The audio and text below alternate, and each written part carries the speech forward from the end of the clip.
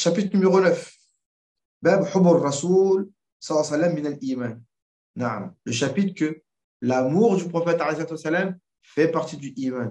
Et nous, là, on va bien insister que c'est même la base de la base de la base de la base du iman.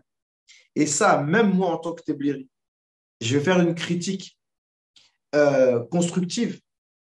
C'est que ce que j'ai dit hier, qui était assez grave, sur les Wahhabis, qui ne donnent pas assez, je dis pas assez, l'importance du prophète alayhi wa sallam. Quand je dis pas assez, ça veut dire quoi?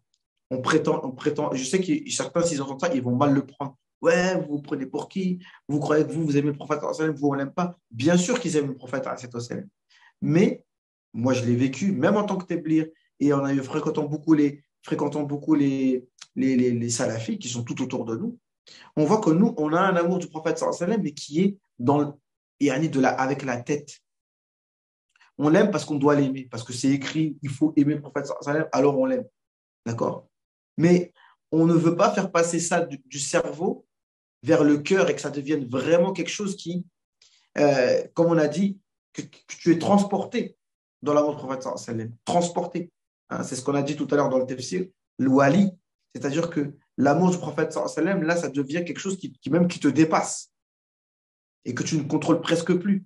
D'accord? Et ça manque beaucoup. Et même chez les téblirs, bien sûr, on le dit, bien sûr, mais cet enseignement, en fait, purement soufi et centré sur le prophète sallallahu alayhi wa sallam, tu le trouves pas vraiment, même chez les téblirs. D'accord? Je dis ça, bien sûr, bien sûr, il y a l'amour du prophète sallallahu alayhi wa sallam, mais en fait, et quand je dis l'amour du prophète sallallahu alayhi wa sallam, en fait, ça suffit pas de citer quelques hadiths ou de faire quelques khutbahs, etc. En fait, il faut que ce soit des choses qui deviennent même culturelles, en fait. Et quand je dis culturel, ça veut dire, par exemple, lire, par exemple, le livre Dala'il al-Khayrat en groupe tous les soirs. Voilà.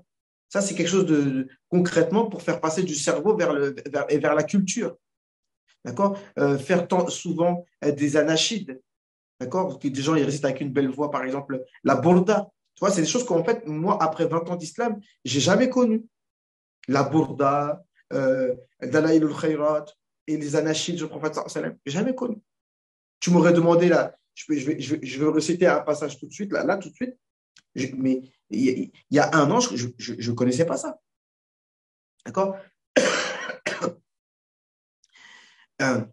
مولاي صل وسلم دائما أبدا مولاي صل وسلم دائما أبدا على نبيك خير الخلق كلهم يا أكرم الخلق ما لمن ألوذ به سواك عند حلول الحادث العميم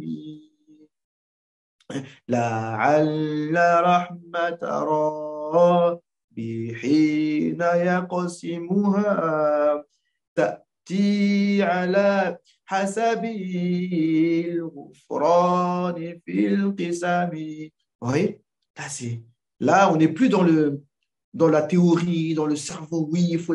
Là, tu vois, quelqu'un, il a une belle voix. Quelqu'un, il va réciter toujours les mêmes choses qu'on connaît par cœur. Comme on écoutait la musique avant. Tu vois, et de temps en temps, tu as une larme qui va couler juste en pensant au prophète, juste en pensant à son raouda, juste en pensant à avoir le shawq. Si seulement je pouvais aller voir le prophète sallam, de te lire devant sa tombe, lui passer le salam, etc. De penser dans la même bourda, on te dit que la meilleure partie de cette planète Terre, c'est la partie qui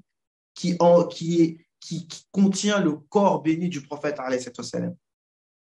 Et tous ces poèmes, malheureusement, qui sont effacés par les Wahhabis, les choses qui étaient écrites depuis des siècles, ils effacent ces choses-là. D'accord? Donc tout ça, tout à l'heure, c'est El Bourda. Juste pour vous dire tout à l'heure, ce matin, j'étais en train de. Il y a des frères indonésiens qui récitent, à qui j'enseigne le Coran. D'accord? C'est du concret. Et ils me récitaient un passage dans Surat Nisa. Le verset, il nous dit فَلَوْ أَنَّهُمْ إِذْ ظَلَمُوا أَنفُسَهُمْ جاءوك فاستغفروا الله واستغفر لهم الرسول لوجدوا الله توابا رحيما. J'ai senti il était en train de retenir ses larmes en récitant ce verset. Parce que ce verset dans Surat Nisa, c'est justement le verset qui parle du fait que si toi tu te déplaces et que tu te tiens devant la tombe du prophète et que tu demandes pardon à Allah, eh ben, le prophète sallallahu alayhi wa sallam, il va demander pardon pour toi. فَلَوْ أَنَّهُمْ إِذْ ظَلَمُوا أَنفُسَهُمْ جَاءُوكَ, ils viennent devant toi, فَاسْتَغْفَرُوا اللَّهَ, et qui demandent pardon à Allah, لَوَجَدُوا اللَّهَ تَوَّابًا رَحِيمًا, ils vont trouver Allah pardonneur. Il a commencé à vouloir pleurer, tu vois, parce qu'il sait que ça lui rappelle ce fameux hadith, même Ibn Kathir le cite, qu'un bédouin, en fait, était venu devant la tombe du prophète sallam et qu'il a récité ce verset. Et on a dit dans des vidéos précédentes que tous les 4 écoles, ils disent que quand tu arrives devant la tombe du prophète sallam, il faut réciter ce verset-là. Tu dis, Ya Rasulallah, voilà, je suis venu et je demande pardon à Allah Azza wa Jal, et demande pardon à Allah pour moi. Toutes les 4 écoles, ils disent que quand tu arrives devant la tombe du prophète sallam, tu récites ce verset-là. Mais pour arriver à cet amour, c'est du travail et ça vient avec du temps. Comme on a dit, je rectifie un peu ce que tu dis. Le temps, ce n'est pas obligé. Allah Azza wa Jal, il peut te donner cet amour-là en un instant. Ça, c'est de un. Du travail, c'est vrai. Mais à un moment donné, il y a le travail, mais après, c'est Allah Azza wa Jal qui va te donner ça. Je voudrais bien que les choses soient bien claires dans votre esprit. C'est quoi le nom du poème? C'est le Burda. L'imam de chez moi, tu connais ce que la plupart des gens pensent de la Burda, c'est l'excès du poème sur certains passages. En vrai, tu as souvent expliqué ce verset, mais je pense, je viens de le comprendre. Eh oui, ben oui, d'accord? Donc c'est toujours la même chose. Donc, un poème qui a été lu, expliqué par tous les ulama depuis des siècles, et eux, ils viennent te dire que c'est de l'exagération. Donc, vous voyez, toujours le même dilemme. Donc ici, l'amour du prophète sallallahu alayhi wa sallam fait partie du iman. Bien entendu, oui, nous aussi, on l'aime, mais il ne faut pas exagérer. Mais nous, on dit qu'on n'exagère pas. Déjà, on ne dit rien, on ne fait rien, déjà. Et toi, tu dis qu'on exagère? Donc, on n'a encore rien dit, on n'a encore rien fait, et tu dis qu'on exagère sur le prophète sallallahu alayhi wa sallam. Alors qu'on n'a même pas dit 1/1000 de ce qu'on devrait dire sur lui, en termes d'éloge. Bref.